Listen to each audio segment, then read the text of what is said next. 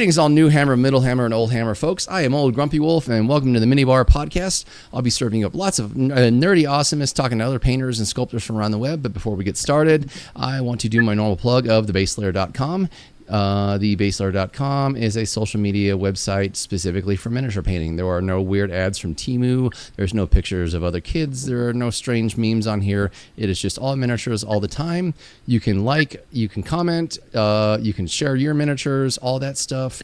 And it's a great community. There's actually tutorials now and monthly painting contests. So if you're interested in this kind of thing, go sign up at thebaselayer.com. In the meantime, I have a really interesting guest on the show today. I found her through a buddy of mine. He was actually a previous guest, Mr. Squonkles. He painted up one of her miniatures, one of her goblins that she sculpted, and I got really interested in the things that she makes. She's very much in the vein of Kev Adams from, like the old hammer days of sculpting gobos and orcs. So I'd like to welcome to the show, Mini Polka 88. Hi. Thank you for coming on, Polina. Thank you for inviting me. Oh, you're welcome. Thank you for inviting me. Yeah, it's a pleasure. It's the first podcast that I'm a guest, and I'm very happy to be here. Well, I'm glad to have you on. When I discovered you, I was actually when I was getting out of the shower, I was like, "How did I find her?" Oh yeah, I found her through Squonkles. So I was just like scrolling one day. I was going through Squonkles' profile, and I was like, "Hey, that's a neat looking gobo," and click on it, and he's like, "Oh yeah, this is from Mini Polka." I was like, "Oh okay," doink, and you go down a rabbit hole like you do, and found you, and I thought your stuff was really cool. It's so old hammer looking. It's really neat. You do some really cool sculpts. So I was really excited to get you on the show. Thank you so much. I'm very flattered when somebody say that they really look old hammer. I'm very happy because that's exactly how I want them to look. So for the folks watching, where are you located in the world? I'm located in Bulgaria, okay. Europe. Yeah, I'm in the capital, Sofia. Here it's a nighttime right now, and we have a big difference with you, but it's fine. Oh, it's not that. I think you're 9 hours ahead. So like a bit. I think before daylight savings started for us, I think you were 10 hours ahead, and I messed up this week. I accidentally double booked. I've got you today and then another guest tomorrow. Fortunately, he's here in the States. But when I was looking at, thankfully, the daylight savings time thing helped because I initially had you at 12 o'clock this morning for me. I think it would have been 9 in the morning for you. And I'm like, can we switch that? Because I'm going to die tomorrow. Yeah, absolutely. Yeah. It's hard for everybody when there's such a difference. But tonight I just hope that my baby is not gonna run in the room now because I gave her to her dad to entertain her in the next room, and I don't know how it will go. Honestly, hopefully it's gonna be good. Well, if she runs on, that'll be a first for the show. I've had a few guests where they've had their cats on or their dog on. When I had Duncan Rhodes, his dog came in and hopped up on the desk and said hi. Oh, a screaming baby is not gonna be so scary. Yeah, it's just a little person. We're fine. Of course. To get the show started, and she loves minis actually. To get the show started, hold on. How did you get into the hobby? Oh, that's I expected this question, and I was introduced in the hobby by my dear husband. Oh, cool. To be honest, before meeting him, I didn't even know that Warhammer exists. Mm-hmm. Because here in Bulgaria, it's not a thing. It's almost non-existent. It appeared the last few years. Mm-hmm. There are some places where you can buy some Games Workshop stuff, but it's not really popular. It's not like in France or in in Europe. Yeah, it's not so popular. So I didn't know about this. And when I met my husband, he's French actually. Okay. So he's collecting minis since childhood. Okay. And he has a gigantic collection of books, minis, everything. And he's good enough to allow me digging in his treasures. So so yeah, I'm very spoiled. And I am stealing his minis to paint them. I'm stealing his books and everything, and his paints. But I have my own brushes, of course. Did he teach you how to paint, or did you learn on your own? No, I mean, he showed me some tricks, but have been painting before that. Not miniatures, but I've been into art all my life, basically. So Okay. I know the rules, if you can say this, like of art, you know. The basics. I've been to the basic. I've been to the art university, Oh, okay. and there we studied all the basic things, drawing, uh, everything, even 3D sculpting, but the perspective, photography, you know. So about the colors, color theory, composition, things like this. So they turned out to be very useful for me, after all. And now with the painting, I know what to do. You know, it's I feel it. I don't need to watch tutorials all the time. I just have a feeling about it. Was university how you got into the 3D sculpting stuff you do now? No, not really. There actually I got into something. The other important thing for me, which is origami and paper craft. Oh, cool. Before the minis and the 3D sculpting, I used to professionally do paper craft and origami. I used to have a small shop in the center of Sofia here in Bulgaria, where I used to give classes to kids. I was making origamis for like commercials or for decoration for parties, events, things like this. And basically, I got into this at the university. There we were studying different techniques, different mediums, and I really liked the feeling of working with paper. So I discovered this, and I spent 10 years of my life folding papers. My stepdaughter, she's really into origami. I got her. There was this silly ad that I saw scrolling through Facebook around Christmas time, like origami cats. Like the paper had a cat fur printed all over it and a little face. So I got her a origami paper cat thing for Christmas, and she made one up before she left to go back to university. And in January, she made one up and gave it to her mom. But yeah, she's like, "This is really cool. I like this." There's like 30 pieces of paper that are in there for like meant to make cats with. Okay, it's a modular origami. Yeah, that's great. And every time we go out to dinner, both her and her mom, she got her mom into it.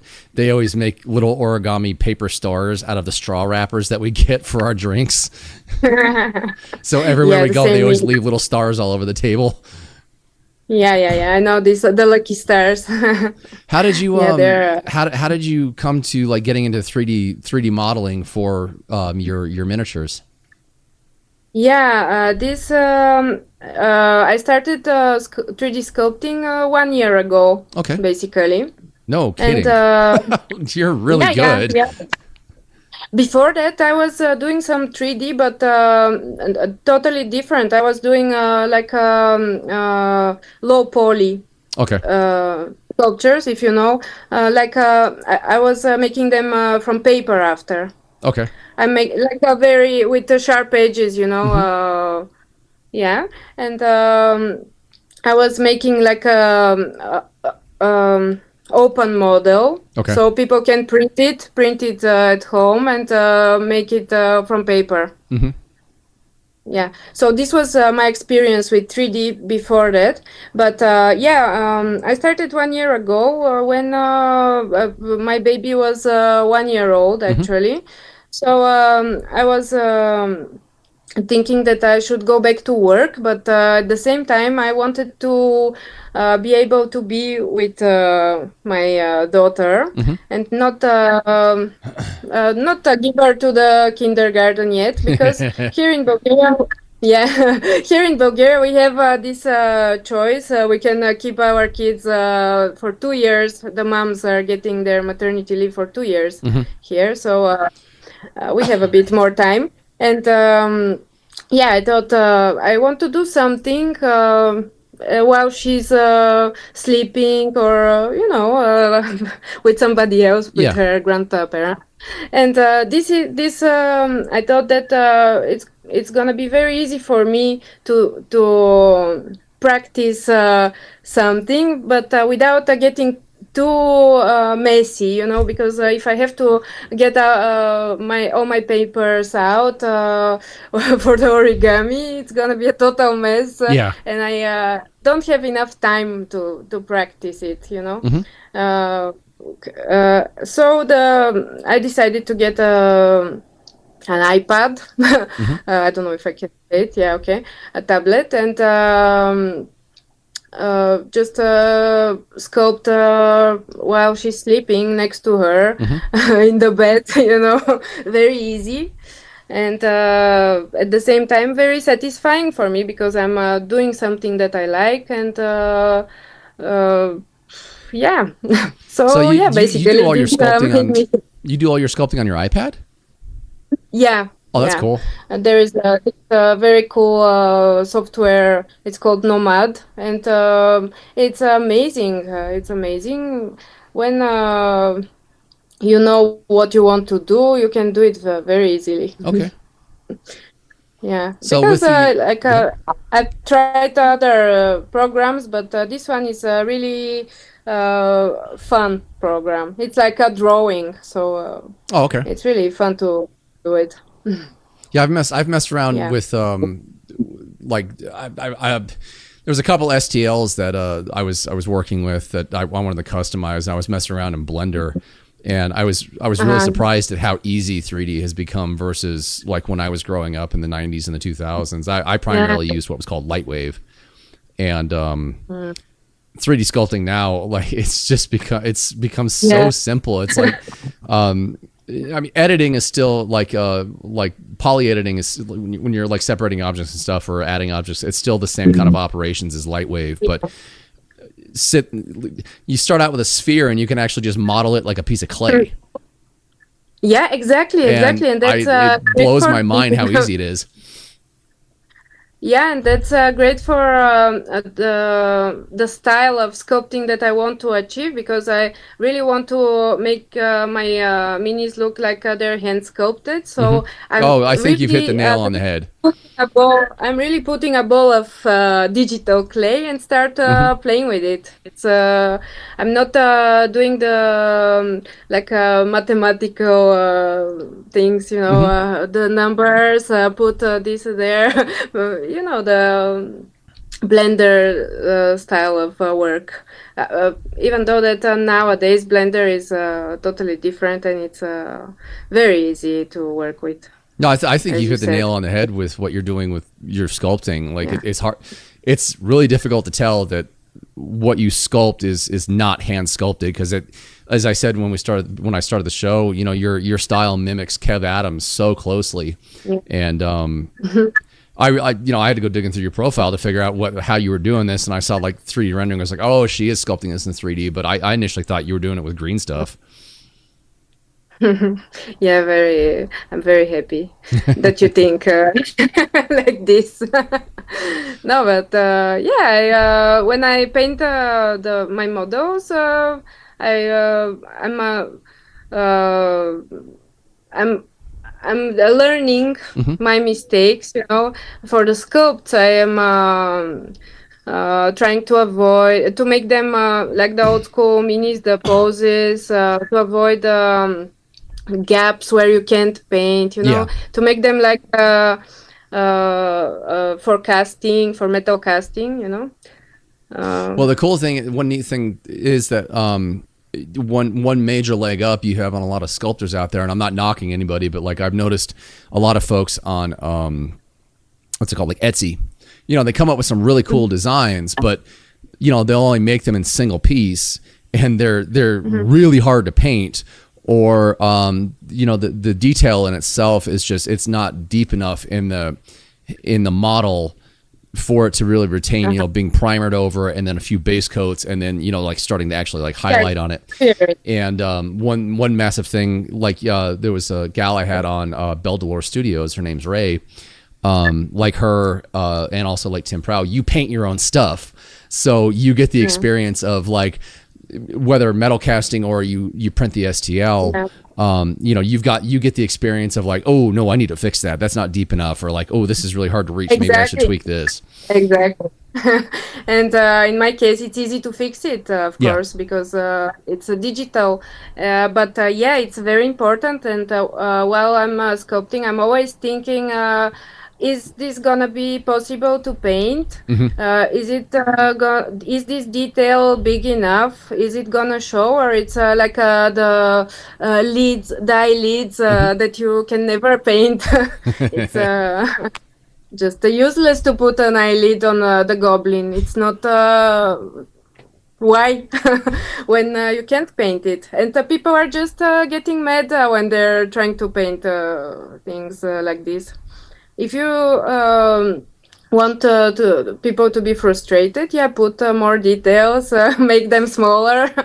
But no, I want my minis to be enjoyable for painting. Oh, and if anybody's wondering, there is a link down below on like where to get her minis from. So, and if you can't figure it out, you can always DM Mini Polka and she'll tell you. Yeah, of course. Let me see here. I don't know if you saw what I'm working on now, because I have started a new project. Oh. And it's a very fun project. I started sculpting wood elves. Oh, very cool. Yeah, you're gonna see them, but I'm so excited. I'm absolutely obsessed by the 80s wood elves. I'm crazy about them now. I forgot about the goblins. Only wood elves in my head now. That's Yeah. I mean, that's got to be a major change from going from gobos and orcs over to wood elves. It's like two opposite sides of the spectrum. No, it's fun to go in another direction, because yeah, it's a more experience for me. I'm a newbie in the sculpting after all. I want to sculpt everything now. Well, you seem to have a good good foothold on what you're doing, especially with like looking through your profile and like seeing a lot of the people that I follow like painting your stuff and doing collaborations with you. It's really neat to see that, and I mean it's got to be giving you some awesome exposure. Yeah, I don't know. Nowadays with exposure in Instagram, I'm not. I don't know what's happening. Sometimes a lot of people see my posts. Sometimes nobody see them. But doesn't matter. It's for me. It's for now. It's like more like a hobby thing. I'm still not super professional. I'm trying, of course. I'm doing everything that I can, and to make things the best possible way. But I don't care so much for exposure. Now I mean, it's gonna come if I'm good at things, and yeah, that's. But the most important is to learn now to make things good. Well, the cool thing, I mean, like all of this is just as you go along. It doesn't matter what side of it you're into. It's always a learning experience. Even like with every one of my models, I always learn something new, at least one thing new with any miniature I paint. And you know, as an artist, it doesn't matter what medium you use, as long as you know you're really you're enjoying what you're doing. You'll naturally pick up and learn lots of stuff as you go along. And it's funny when you get into something like this, you spend 5-10 years doing it, and you look back at your early stuff, and you're like, man, why did I do that? Oh. Yeah. But that proves that there is a movement. It's spring here. It's spring in Vegas right now, and everything's blooming. So my allergies are like, I hate you. I'm like, leave me alone. Oh.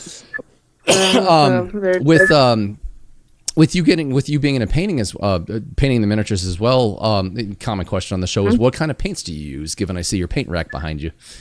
Oh yeah. I have tons of paints. That's a very small part. My husband he has them, but I use them. But I use Pro Acryl. I used to use Pro Acryl mainly, but now I'm using only Ionic paints, Smart Hobbies. They're absolutely top. My favorite. Okay. I love them. I don't know if you tried them.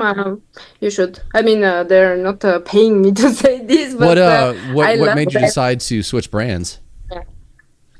But to try them, I want to try different paints. And my husband is obsessed. He loves colors. He's saying, I love colors, and he's buying colors. So we have a lot of paints here, and I can choose. But I really enjoyed the Pro Acryl before that, and also Nostalgia 88. I don't know if you tried this. I know what they are. I just haven't bought any. Like the neat thing is, like, so I started painting in the early '90s, and so I grew all the paints that Nostalgia makes. I grew up with, so I know exactly what colors are which. Very cool. They're very cool, but they behave totally different from the other paints. Yeah, but they have their purpose, if I can say like this. So I don't use the Citadel colors. I'm not a big fan, to be honest. Yeah, the thing that I really don't like is the glossy look, which is just I don't know. I can't paint when it's glossy. Well, there are like certain advantages to like a satin finish versus a matte finish that I found. Like just colors. Like if you have a like a matte base coat, when you start building up like highlights or you start shading things in, paints will react differently based upon the surface finish. So like if you're highlighting or blending on top of a matte, it's going to accept the paint when it dries differently than like a satin will. And there's ups and downs to it. In the end, some people don't like to, but I handle my miniatures, so I prefer clear coating my stuff. But you can eliminate that glossy look by, when you're done with it, just varnishing over the miniature itself. I'm varnishing them if I have to, but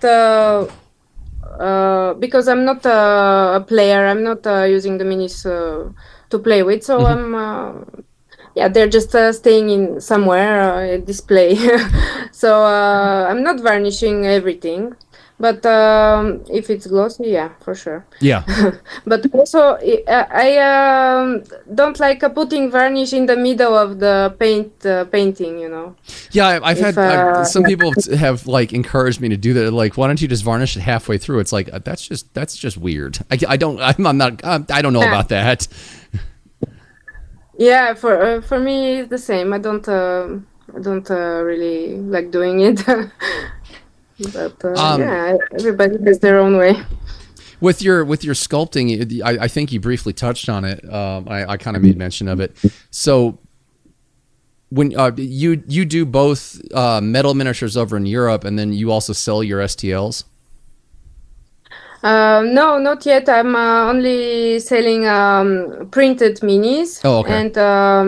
And I'm starting to sell STLs now. Okay. So you haven't done any metal casting yet? No, not yet. I'm hoping to release something in metal soon. We'll see. If you're interested, I know of a guy over there in Europe who actually does metal casting. He actually designed some new like second edition 40K Terminators. Yeah, that's cool. And he's casting them. He's actually casting them up in metal. So if you want me to connect the two of you, I can. I think he's in England right now, and he may be able to help you find a good caster if you want to get into that. Yeah. Okay. Yeah, we can do this for sure. Thank you. So I've mentioned Kev Adams quite a few times, but with what you sculpt, who are some of your inspirations? Yeah, definitely Kev Adams is he's one of my big inspirations. But yeah, also all of the sculptors from the past, now Jess Godwin is what I'm looking at most for the elves, But yeah, I have these cool books. Wait. Like oh, nice. These, that's in the the early 100s, isn't it? Like these. Oh wow.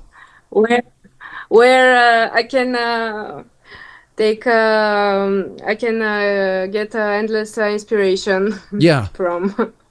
What issue of White Dwarf is that? That's from 89, I think. Oh wow. Yeah, March 89. So that's like the early 100s. Yeah. Very cool. Oh yeah, 111. Wow. Very, very cool. Yeah, so yeah, that's what I'm looking at. The war dancers. Oh wow, yeah, I remember those. They're amazing. And yeah, that's where I'm getting the inspiration mainly. God, but also that old Warhammer book you've got, that's an old hardcover. Wait, this? No, it's not hardcover. No, the Warhammer book, not the White Dwarf. Yeah, the Warhammer is a hardcover, yeah. Yeah, that thing is rare. Yeah, I know. That's why I'm very careful with it. But, yeah. I started recollecting a load of the old second edition codexes that I lost over the years. I have no idea where they went. So I've got Angels of Death, Space Wolves, Ultramarines, Tyranids, and Sisters of Battle. I still need to get Orcs, Eldar, and I forgot what the other one was. There's one other one I was missing, but I was talking to there was a guest I had on I think 2 episodes ago, and he's an old Hammer guy, and I asked him because I didn't get back into painting again until January 24. And I asked him, I was like, dude, when did this whole thing happen where old Hammer stuff skyrocketed in price? He's like, oh, it was during COVID. He's like, before then, all the prices were normal. Nobody wanted any of that stuff. Nobody, you couldn't sell it. And then COVID happened, and everybody's at home looking for this old stuff to paint. And all of a sudden, just prices skyrocketed. And he's like, it's been like that ever since. I'm like, well, that's great. Because most of the old Hammer stuff I bought in the early 2000s, like no one wanted. It was like pennies on the dollar to buy it. There was a box set of Marines that I bought that was from the early 90s, and I think the first set I paid $25 for in 2002, and then I think last year I repurchased the same box set. It was $175. I'm like, give me a break. This is stupid. It's insane. It's insane. The prices of the minis on eBay, it's insane. Now, I'm curious, with you sculpting your own stuff, do you actually, you mentioned your husband has a lot of stuff. Do you... What's your collection of like Citadel and Games Workshop models like? But I have some, but still it's still gifts from him. But yeah, he bought me a box of Night Goblins, oh, but nice. from the new one. from the new ones to learn to paint. Also, we shared what was the name? From the Crew Boys and I have the Crew Boys army from the few years ago. Okay. Sorry, I'm very bad with the names. Oh, you're good. Yeah. So yeah, I have the Crew Boys, but never painted them. I started building them, almost finished, and I got very, very tired of this, and just moved to something else. But he used to buy me some cool minis that even not only Warhammer, some minis that he thought I will like, but I was very into the Nurgles at some point. I can see your. Is that a Nurgling behind you? Yes, and it's a paper craft made by me. Yeah, I made it for him actually. I put it there on purpose so you can see it. To be honest. With one thing I wanted to comment on, you just touched on a little bit. That, like this is really the first time in the hobby where sculptors like yourself, independent sculptors, have had a chance to really shine and really put their wares out there, or their creations out there, and have people, be able to just like instantly download them and print them, or easily order them through either, if the person's resin casting them or metal casting them. It's really neat that we're at a time where independent designers can their creations can be so easily had. And there's some your gobos are a lot of fun. Ray from Belvedere Studio, and all the other small miniature brands out there. It's just so cool to see the availability that we're no longer forced to buy strictly what's on the shelves at the local hobby store. We can actually go online and find really cool custom creations from small independent artists, which is like huge. But that leads me to the next question that I came up with. I thought of in my head was, how do you feel about like the old goblins, the old style that you work in versus like the new stuff that they release for Sigmar and Old World? Oh, I'm not a big fan of the new stuff. I'm sorry, but it's not for me. I just I really don't enjoy painting these models. For me, they're too crowded with useless details that are just destroying the shape of the miniature. Yeah. And my aesthetic views are different. I prefer the old models, and the hand sculpting makes them what they are, the old models.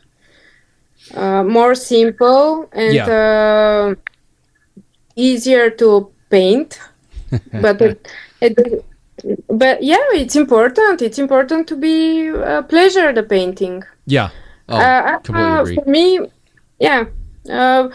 because I'm a perfectionist. I want when I paint, I want it to be pretty. I want it to make it as good as possible. Maybe because I'm not painting armies, but because army painting is something different. But when I paint my models, I can spend many hours in touching every little detail until they're perfect for me. And if I have to spend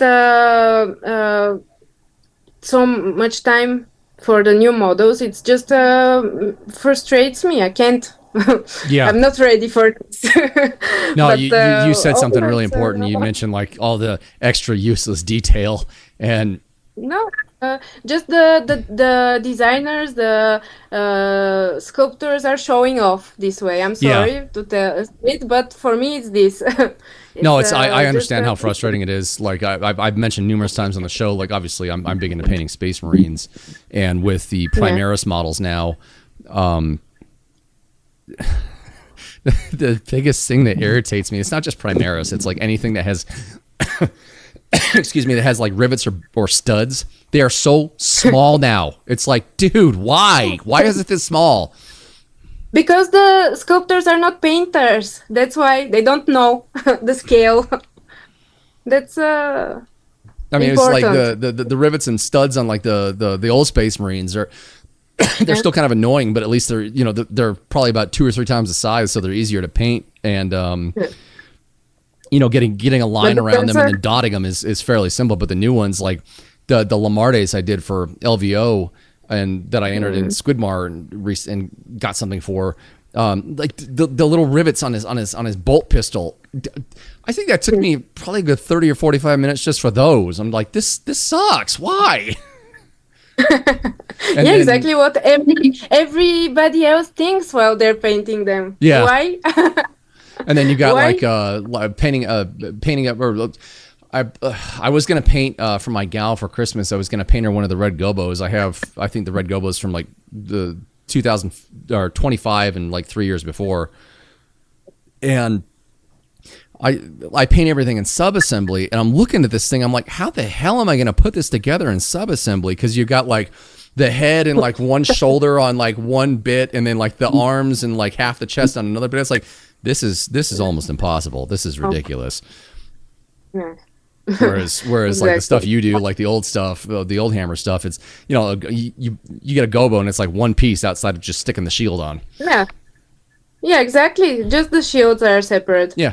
My second project with the tigers, it's a bit different. They're not so they're not the old hammer, these goblins, the barbarian goblin. But I thought this is a very fun concept. Goblins with long hairs. It's just it's very funny for me, and I thought it's gonna be funny for other people too. Yeah, so I did this, but they're not the old hammer. But now what I'm doing with the elves, they're gonna be more old hammer looking, yeah. And these little details, as you said, they are bigger because somebody made them with their hands, with actual tools. They can't be smaller than this. Yeah, it's not possible. So, no, I just ordered. There's a Sisters of Battle. It's a special edition that they brought out. It was a recreation of an old drawing. I think this was after Mark Gibbons. It's just a Sisters of Battle. She's standing there with a bolter, and she's like holding by her waist. She's holding her rosary, and I've been wanting to paint the model for a while. If I snag one off eBay for like $30, brand new, and everybody else wanted like 100, I'm like, pfft. But looking at her and the sprue, man, I'm like, this is going to be a sub-assembly nightmare already. It's like I was just talking about the red gobo. I'm just like, man. The thing that I watched a video on this, like I think it was like a year or two ago.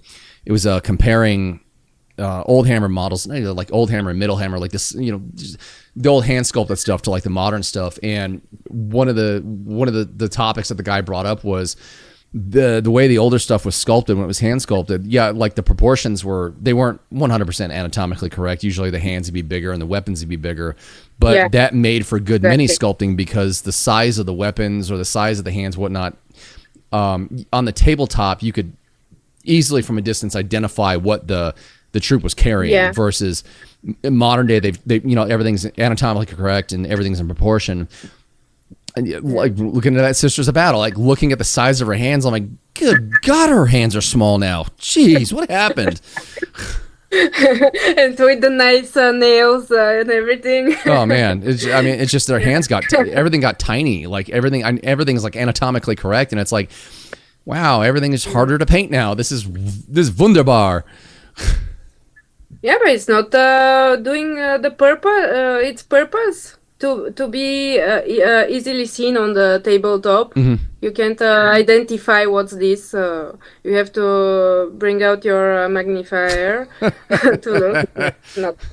Not cool. You're standing at the other side of the tabletop, and you have to get your phone out and like zoom in with your camera to see what's there. Yeah, exactly. So you since you mentioned brushes, curiously, with your painting, what brushes do you use? I'm using Kolinsky now. Oh, okay. Yeah, and also Artis Opus, Okay. the S series. I haven't tried those But yet. I'm becoming more comfortable with bigger sizes now, because before I used to use a small 3x0 for everything. No, now I'm using like a 0 or 1. I think it's the best because you can load the brush more, and it's better for me.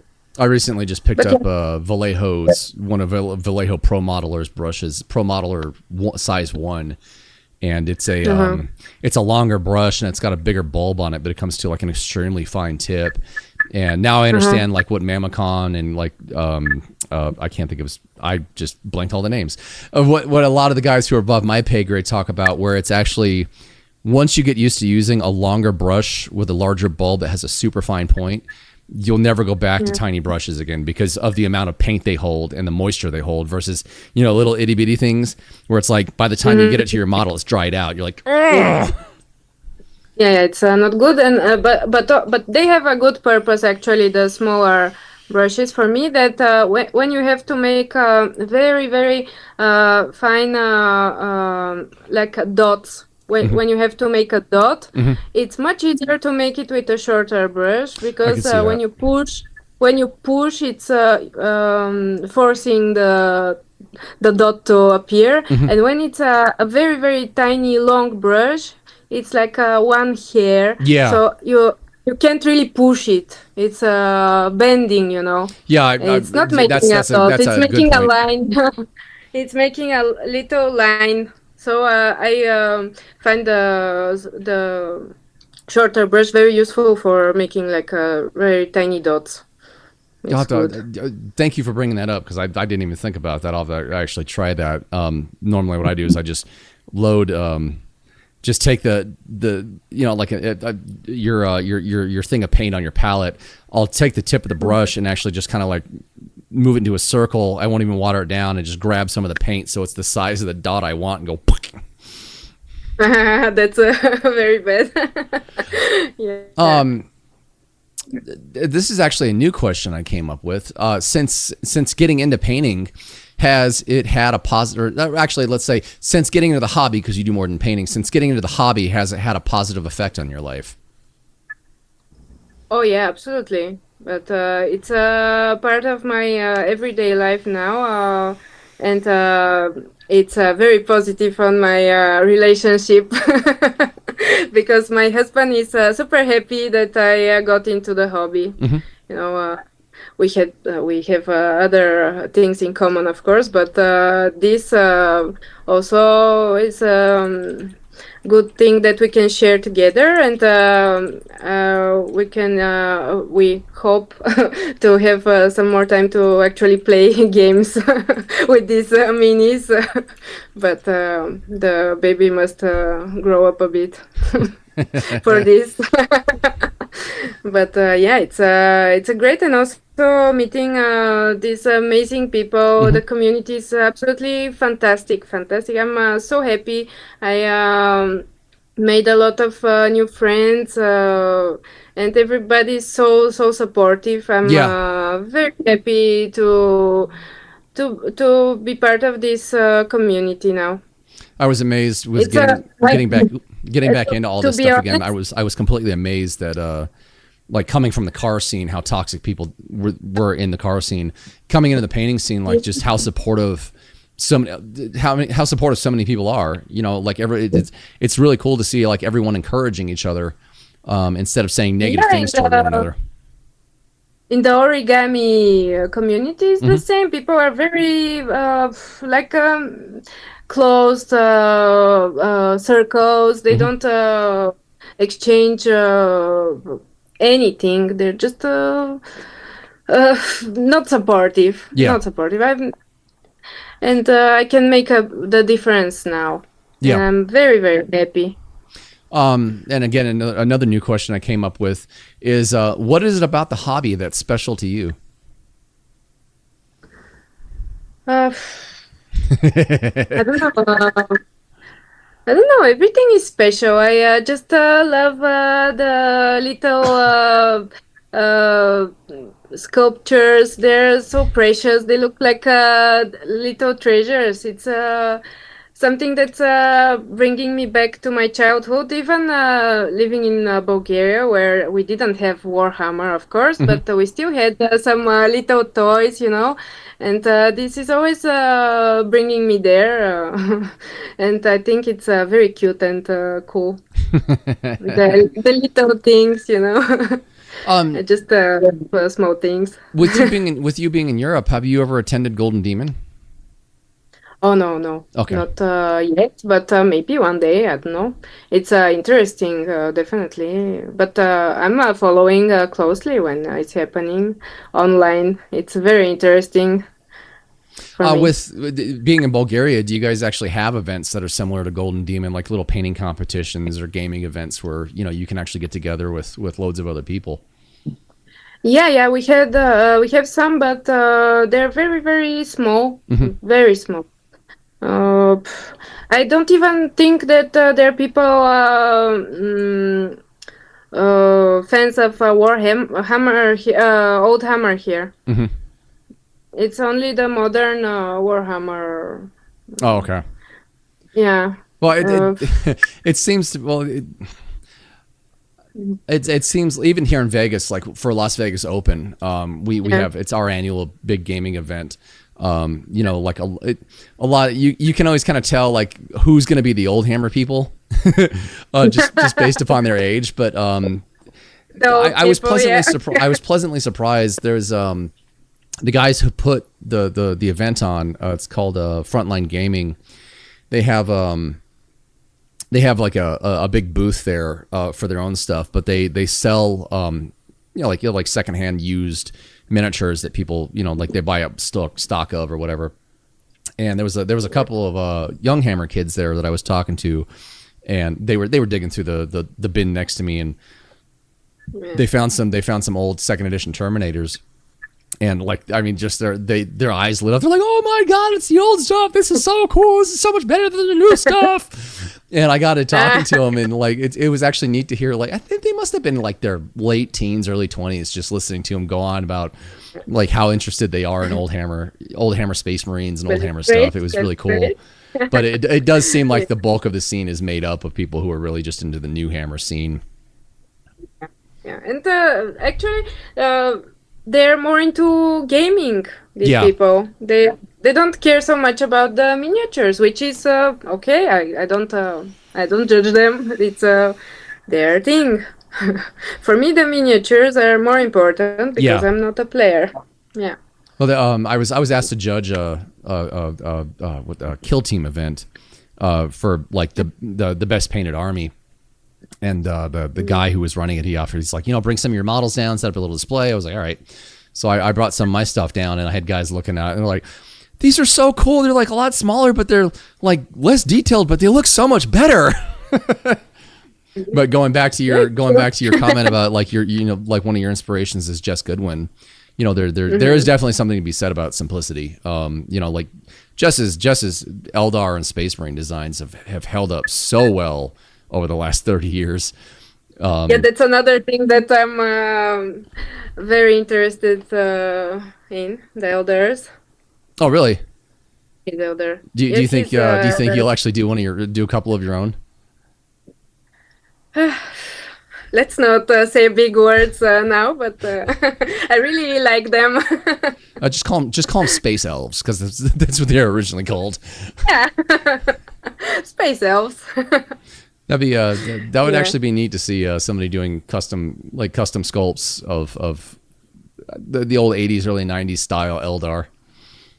Yeah, but it's we were discussing it today with my husband that they're so cool how they have chainmail under the. Oh yeah, I forgot about that. It's so cool. It's really cool. They don't do that anymore. And no. No. I'll have to But look up what I'll have to something look. like I'll have this. to pull my Rogue Trader book out and see like how they explain having chainmail underneath the Eldar armor. But it looks cool. Well, we touched on that. In regards to painting, what do you think of the old '90s heavy metal Grimbright box art style versus the modern painting style that you see on box art? Yeah, I prefer the old one. Okay. Yeah. No, of course, the new box art, it's not bad. I like them. They're well painted, the models. But you still Different prefer style. you prefer that old the old bright bold style. Yeah. Yeah. Yeah. I meant to mention this earlier.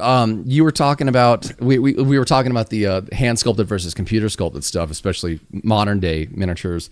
One thing I wanted to say was like a couple of my guests have mentioned that like the old hand sculpted miniatures, like they have like a certain warmth and soul to them, and the cool thing is like the gobos that you sculpt have that same like warmth and soul to them, which is like really impressive. Yeah, because they're digital, but still, I'm trying to make them full of character. That's for sure. I'm spending most of the time working on the face to make the facial expressions, to make them look real. And one thing very important for the 3D is to avoid symmetry. That's one thing that the modern 3D sculptors are not doing. They're doing everything symmetrical, which doesn't exist in real life symmetry like this. It's not possible. So if you want something to have a soul, you just have to avoid these tools. Perfect symmetry. Yeah, perfect symmetry doesn't exist in real life. It's funny you bring that point up. I never really even thought about that. Yeah, that's definitely different. Like, yeah, I mean, painting. I painted up a little snotling for my gal. I made a little display for it, and he is not perfectly symmetrical. Well, even the old Space Marine eyes aren't even symmetrical. Like one is slightly different shape than the other, and it's like kind of. Yeah, but this is exactly what's making it look cute. Yeah. So and just to kind of round out this portion of the show, what advice would you give to hobbyists just starting out, whether it's painting or sculpting? What advice would you give them to help them avoid the pitfalls you've experienced?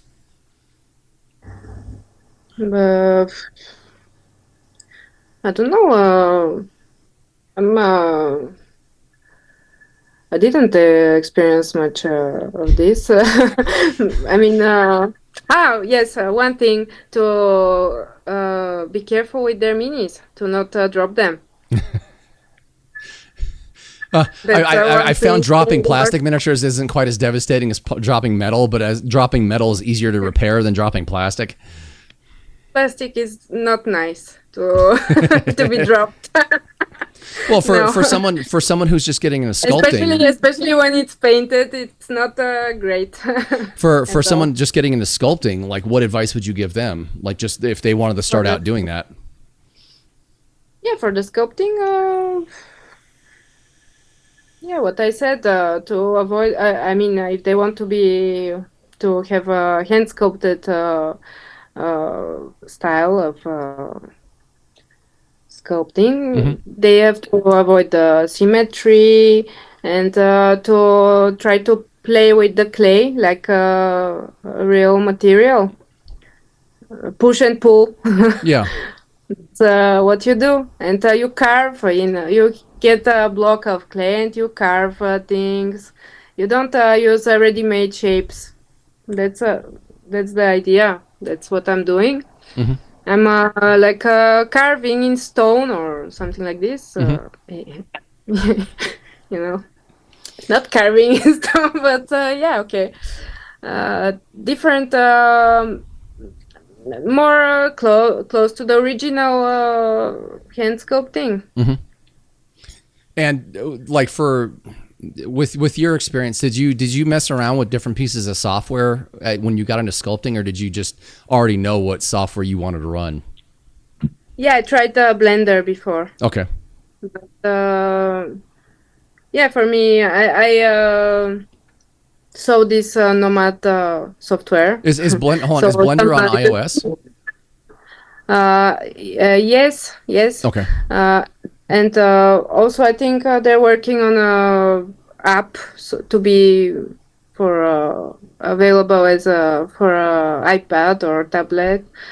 But for me, this was one of the things that made me choose the Nomad, is that I wanted to work on a tablet, like to be able to be more mobile, to not be in the office working on the computer. No, I wanted to be mobile, and this software was perfect for me. When I saw some YouTube videos showing how it's working, I thought it's gonna be great, and yeah, it turned out very good. Are you using a stylus, or are you just using your fingers?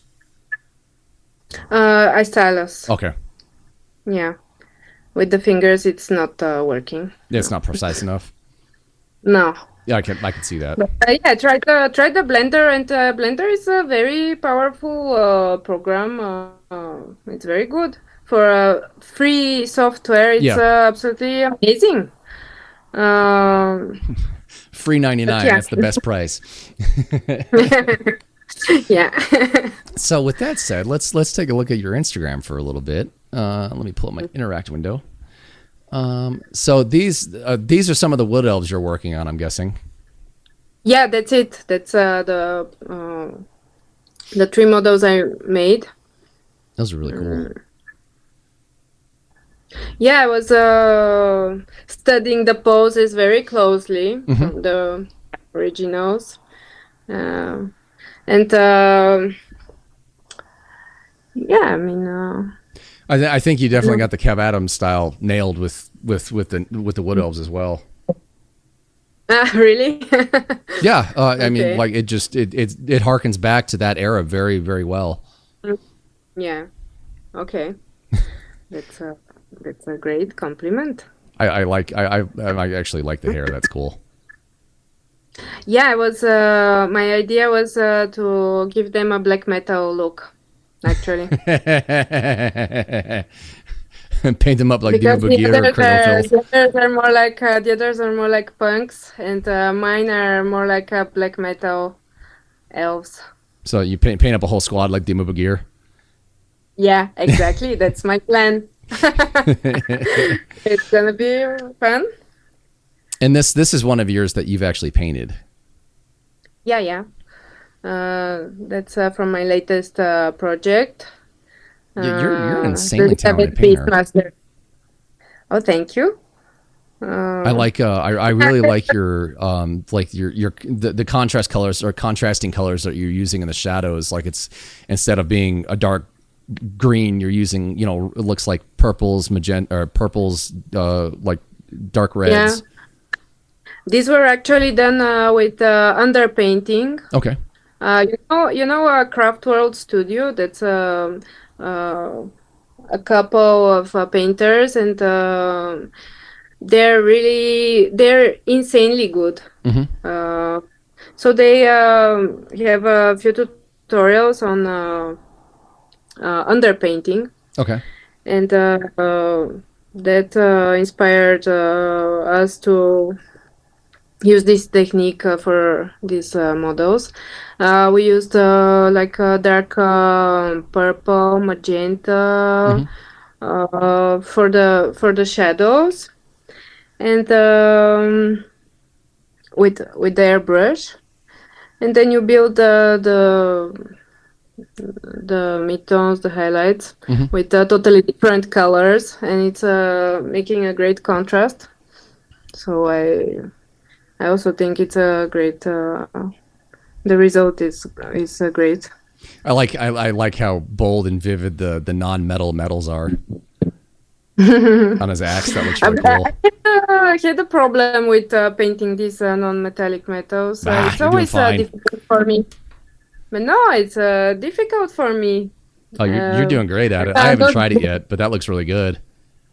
If you ask me how I did it, I don't know. It's just I don't know. I'm doing it for hours and hours and hours, and it's it turning out good. But I have no idea what I'm doing, to be honest. I think we're as artists, we're our own worst critic, because like to me that looks really cool. I really like how vivid it is, how striking the edge highlights are. Well, I mean it's grim bright as hell, but how striking the edges are, and it works perfectly for the whole grim bright setup. Yeah, but that's really the main thing for the non-metallic metal, to make the edges very contrasted, to have a very big contrast. That's how it's working. The metal. I think you nailed it. Thank you so much. Oh, you're welcome. Yeah. And you said these were a joint effort between you and your husband. Yeah. 3. I painted 3, and he painted 3 of them. It'd be hard pressed to tell who painted what, because they're all really similar and they all look really cohesive. Yeah, and we use the same colors. So it's. So did you paint? Hold on, with these, did you paint the first one and then he copied your style? No. He painted the first one. Oh, okay. And I and then you mimicked it. Okay. Yeah. I thought this picture was adorable. This is cute. Oh yeah, it's my daughter, and that's her first mini. She painted her first mini. It's crazy. I never thought I will paint a mini with my daughter. And you've only got another 40 years to go of painting miniatures with your daughter. Yes. But she already has the whole range painted from mine. All the fails, the fails prints. She painted them all. I'm not trashing them, so she can paint them. That's going to be interesting for her to grow up with like 2 such creative parents. 2 such crazy parents. Yeah, but it's gonna be. I mean, I hope that she's gonna be into this craziness too, and so we can have fun together. You mentioned that was one of your dwarves. Yeah, I'm very proud of this. I think it turned out very good. It's a very cool model. It's a new model from north of Sleet. I don't know, if you know this sculptor, and it's gonna be released soon by Nightmare Miniatures. Oh, okay. So yeah, it's a very, very cool model. Yeah, again, going back to your non-metal metallics, like I just really like it because they're as you mentioned, the contrast of them. It's fun to look at. And I really like the red you did on the shield too.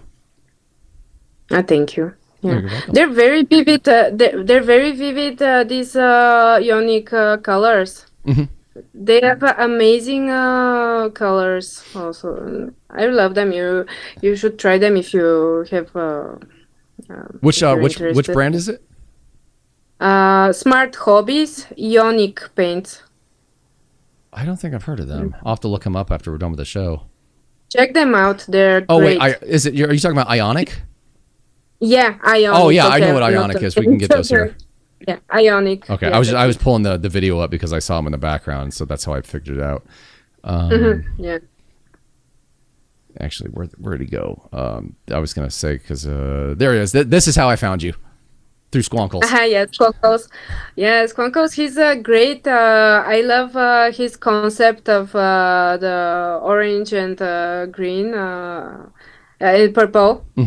I'm looking at the green, orange and purple. It's really fun, and his event that not the event when he's making like a not a contest but competition. a competition, yeah, and where people can paint in these colors. It's a great idea, yeah. Yeah, he. I've met Squonkles really early on, getting back into this. I actually had him on the show. I think he's the second episode of this season. I think his episode comes out next week. And great. He's just such a fun guy to talk to, and he's such his painting. His painting is so unique with the, like, as you mentioned, the orange and the purples. Yeah, it's very, very cool. And he's definitely got a staple. And he's a very, very supportive guy. I'm very happy to know him. Yeah. Yeah, he did this, and I was digging through his profile, and he did this, and I was like, oh, hey, I checked out your profile, and I was like, oh, these are really neat.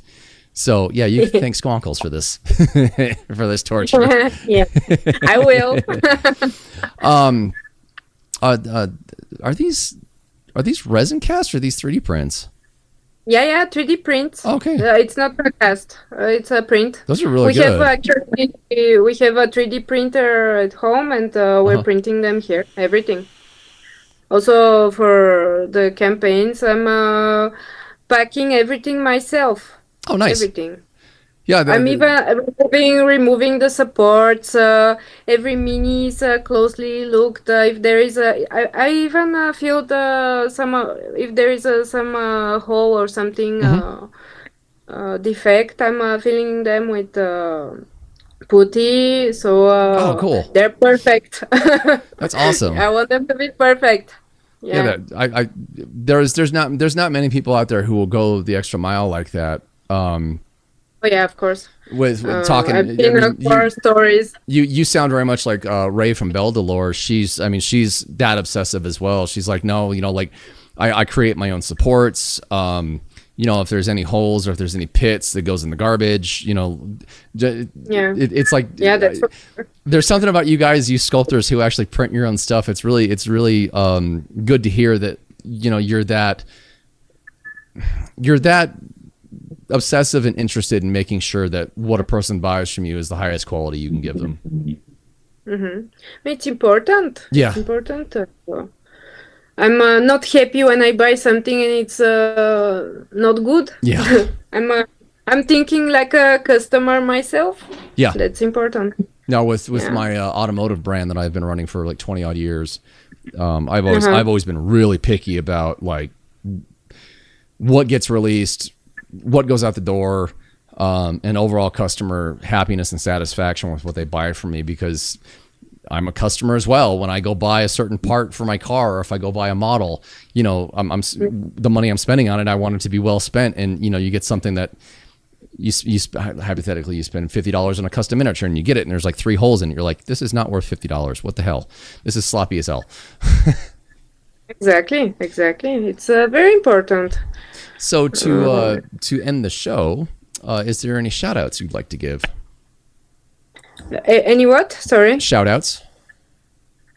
I don't know.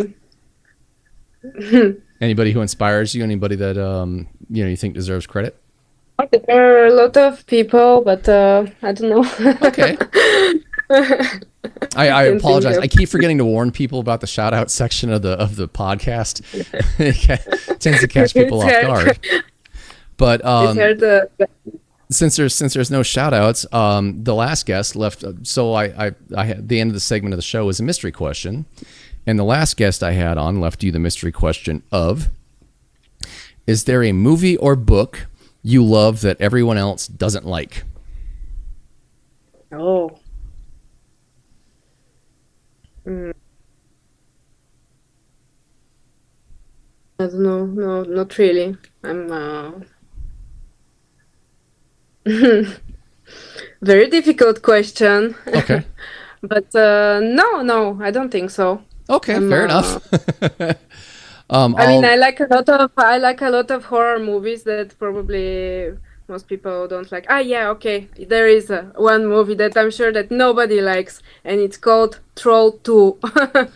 I don't know if you know it. Oh, I've never seen it, but I remember the Troll series. It's a very funny movie, B movie, horror B movie, and it's called Troll 2, but there is not even one troll in the movie, so it's that bad. And nobody likes it. It's like a 1 rating in IMDb, maybe. So maybe less. the movie is called Troll 2, and it's trolling you because there's no trolls in it. Exactly. Very cool old movie, like maybe from the 80s, I don't know. Yeah, from the 80s. Well, it's very funny, and nobody likes it. It's kind of funny that you're saying that like it's Troll 2 and there's no trolls in it. It's kind of like it reminds me of the Hellraiser movies where like the Cenobites are the biggest thing about the movies and they're barely even in the movies. Yeah, I love Hellraiser movies too. Yeah. I've actually when I was a teenager, the hobby store I used to go to, he carried a whole bunch of stuff, not just Warhammer, but like all kinds of like resin kits and whatnot. And I bought a like a 1-to-1 replica of it was a little kit. It was just 2, 4, 6 the sides of a cube. He had the Le Marchand box, the Hellraiser box model kit. So I bought that and put it together, and I've still got it downstairs with all my Hellraiser stuff. Oh, that's very fun. The funny thing is, like, so I left the top of the box. It'll slide open, so you can use it as a little storage container. And when I was a teenager, I threw like a Glade plug-in, like a smelly plug-in in there, and just shut the lid on it. And it's still in there to this day. I mean, it's dried out, but the box still smells like the Glade plug-in. It smells really good. Great. So with all that said, thank you, Paulina, for coming on. It was great to talk to you. I'm glad you came on. I know you were a little nervous about it. Yeah, very nervous, but I'm very happy that I came, and it was a pleasure to speak to you. I'll have to figure out a way to get some of your goblins, because I know my gal would really like them. She really likes gobos and orcs and all that stuff, and she's seen your stuff. She's like, those are super cute. Okay, she will have my goblins, so that's for sure. I'm promising her. Okay. All right, I'm going to shut the show down now. Hang out for a little bit after the show. I want to talk to you. I'll switch over to my ending screen. All right, guys, here's a couple more videos. I am actually, as of this video, this is March. This is like early March. I'm finishing the Ultramarines tutorial, but until then, I'll talk to you guys in a bit.